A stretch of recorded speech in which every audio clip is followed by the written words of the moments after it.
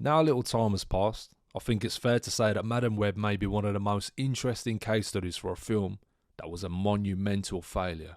It started off with an odd initial announcement and set photo leaks, followed by rumours of extensive rewrites and reshoots, Are you crying or are you laughing? to a trailer that tried so hard to make the film make sense and also told you the whole flipping plot. I think I'm seeing the future. I can see the future. You don't think this is weird? How we're all connected? I think he can see into the future. A bizarre promotional strategy, I know that when you see Madam Web, you're gonna love it. In fact, I think you're gonna see it twice. Okay. It's called Madam Web. It is in the Marvel Universe, so it's kind of like if AI generated your boyfriend's perfect movie. Bro, what are you talking about, man? leading to it being panned by the critics universally, ending in the film being roasted by its own cast and eventually the industry. You definitely did not see me in Madam Web. This night is full of enormous talent and untold potential, but so was Madam Web, so who knows? Without sound, we wouldn't have been able to hear such classic lines as, "You're gonna need a bigger boat." And he was in the Amazon with my mother when she was researching spiders just before she died. Madam Web will always be remembered as an astronomical failure. Now let me start by saying this. Sony have a weird fetish of making / announcing Spider-Verse films that don't have Spider-Man in them. Look at the slate of films we've had and the ones coming up. Venom, Morbius, Madam Web, Kraven the Hunter, Sinister Six. Morbius had a scene between him and the Vulture, played by Michael Keaton, scrapped from the actual film, alongside a Spider-Man poster that never made it to the final cut. Madam Web had the nerve to say Spider-Person and shoehorn in Ben and May Parker for no reason as well. Who knows what will happen in Kraven at this point? I'm here to tell you right now, we don't care. Let me tell you something. We don't care. In my opinion, Sony threw away a huge opportunity here. Coming off the back of multiple Marvel and DC flops, this was their time to steal all the momentum and build a cinematic universe. Now, I'm not going to get into a huge plot breakdown or critique all its flaws, primarily because we could be here for days. Instead, I'm going to dive into what could have been a much more interesting and successful film. Here's how Sony could have made a great Madam Web film.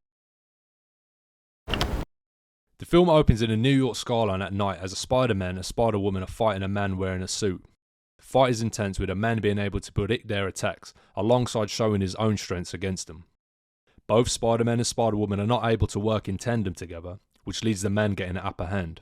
The man kills Spider-Woman whilst Spider-Man struggles and watches helplessly. The man walks to Spider-Man and presses his boot to his head where he has a scream and a crack, to which we see a dreamlike vision jump cut through to a woman having a nightmare.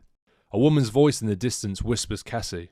Cassie wakes up and this story has similar beats to the film, where she's a paramedic in the 90s, but this is the real 90s and not some reshot version. Cassie works with another paramedic who is a man whose name we don't find out yet. It's obvious they both have a good chemistry and it's clear that she has a little thing for him. They both go out to an emergency call and we get a glimpse of Cassie in action as a paramedic.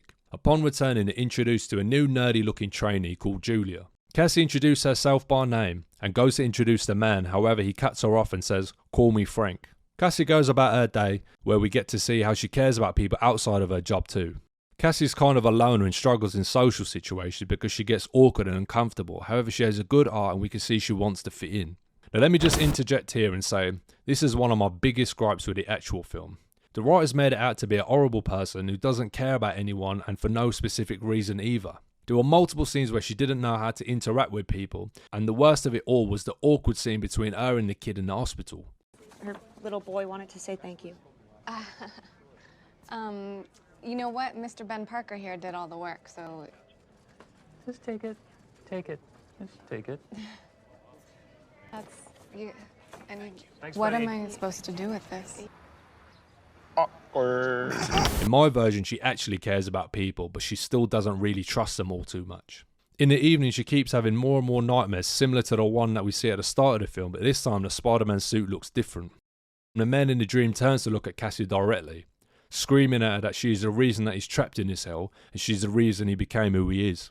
Cassie tries to wake up again, but this time on her way out of the dream she hears the name Peter, and we see the back of someone's head about to turn when it zooms through a montage of unclear events. She hears a woman's voice again saying, "They're coming for you, Cassie." Cassie wakes up and goes to work like her normal day. However, she suffers a fatal accident whilst trying to save someone and dies momentarily. When her heart stops, she sees herself in a dreamlike state where it cuts back and forth like a glitch to her in a red webbed suit. The face then turns demonic. She comes back to life via a defibrillator and sees Frank and Julia standing over her, helping her get back up.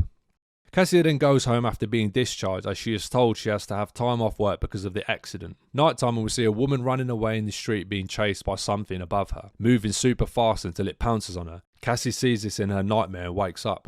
Cassie is in the doctor's where she's explaining how she's having vivid nightmares and wants to know what's going on, but the doctor brushes it off as PTSD from her accident. She leaves the doctor's and grabs the Daily Bugle paper before she catches a subway. Cassie sees the title of the paper and it says 6 women missing in New York. A man bumps into her as she's leaving the subway and apologises as he walks off. She double takes a look at him in shock as she recognises him but she doesn't know where from. She turns to call to him. The man stops. He turns his head to reveal Andrew Garfield. He runs over to her and he tells her he's been looking for her and he's been sent here to save her. He pleads she needs to trust him and that she's in grave danger. He starts pulling her hand as he's trying to drag her away. She stops and says she doesn't even know who he is, so why should she trust him? He reveals that his name is Peter and he was sent to save her. Cassie, upon hearing the name Peter, realises it can't be no coincidence and she decides to go with him. Suddenly, Cassie is abducted by a large figure that snatches her and heads down the tunnel. Peter begins running down a subway alley where he rips open his shirt to reveal the Spider-Man costume underneath. He begins to chase them to try save Cassie. Upon catching them, he sees a massive alien-looking man standing over her with bright white eyes as it turns to look at him with its tongue out. Peter says, "What the hell are you?" To which the creature replies, We are Venom. Spider-Man lunges at Venom and they lock into a fight in the subway tunnels, leaving Cassie alone and stranded. She sees a man walking to her in the distance and she cries out to him for help. He steps out of the shadow to reveal his face. It's Ezekiel. He opens his suit jacket and pulls out a knife. Cassie realises that this is the man from her nightmares and she begins to run away. Spider-Man, who's battling Venom below, stops for a moment to see Cassie running away in distress. Spider-Man knocks Venom away and he gets to her first as he rushes with her to the surface.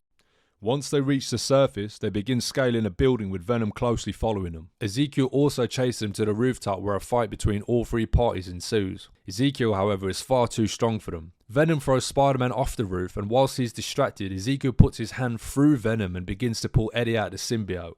Cassie, seeing that Venom has a man inside, finds a brick near her and tries to smash it on Ezekiel's head. However, before she does, he grabs her by the throat. Upon touching her, they both go into a vision-like state where they see multiple versions of Spider-Man and Spider-Woman being killed by Ezekiel. They also see Ezekiel waking up in multiple different timelines, not knowing how he's got there. We then see a short montage of Ezekiel experimenting with Spider-Venom and a glass chamber similar to the one the Green Goblin used in the first Sam Raimi Spider-Man film.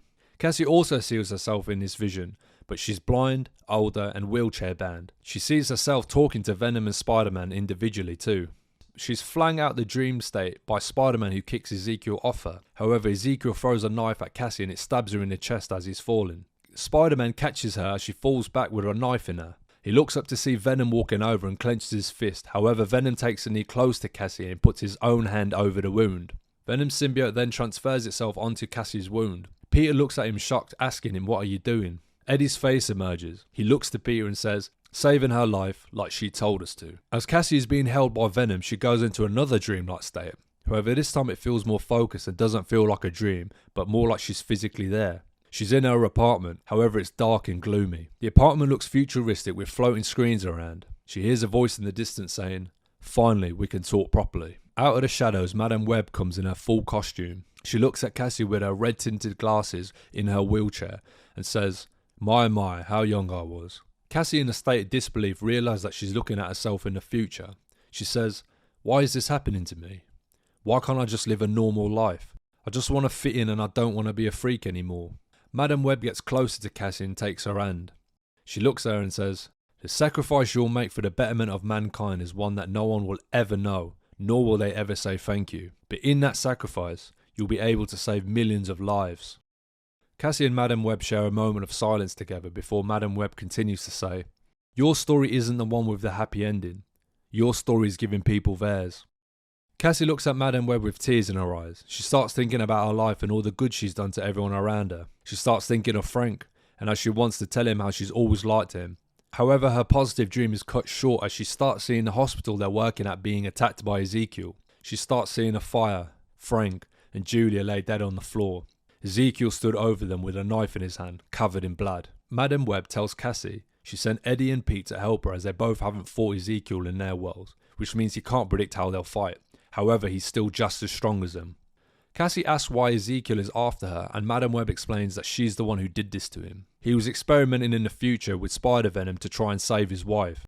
She foresaw his failure in his wife's death and his turn to evil. She sent Spider-Man and Spider-Woman to try and stop him. However, their interference is what actually caused his wife's death. At a great cost, Madam Webb said she managed to send him back in time, but not far enough. She explains in Cassie's timeline he ain't even born yet. I trapped him in the past to save the future. Cassie is now angry with Madam Webb and turns to her and says, "This is your mess. You deal with him, I need to go and save my friends."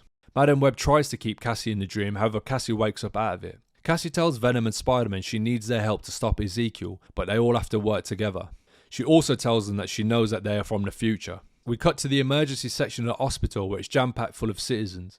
Julie and Frank are rushing around to help where they can when a man walks in and asks them if they know where Cassie is. They both look at him confused. The camera tilts up and we see a creepy smile on Ezekiel's face. Cassie, Spider-Man and Venom arrive at the hospital to see it up in flames. Patients and paramedics are outside struggling for air, with the fire department trying their best to combat the wild flames. Cassie turns to them both and says, "Save as many people as you can. Leave Ezekiel to me." They both look at her in confusion before Peter says, "Are you sure you don't want us to?" Cassie cuts him off and says, "Trust me."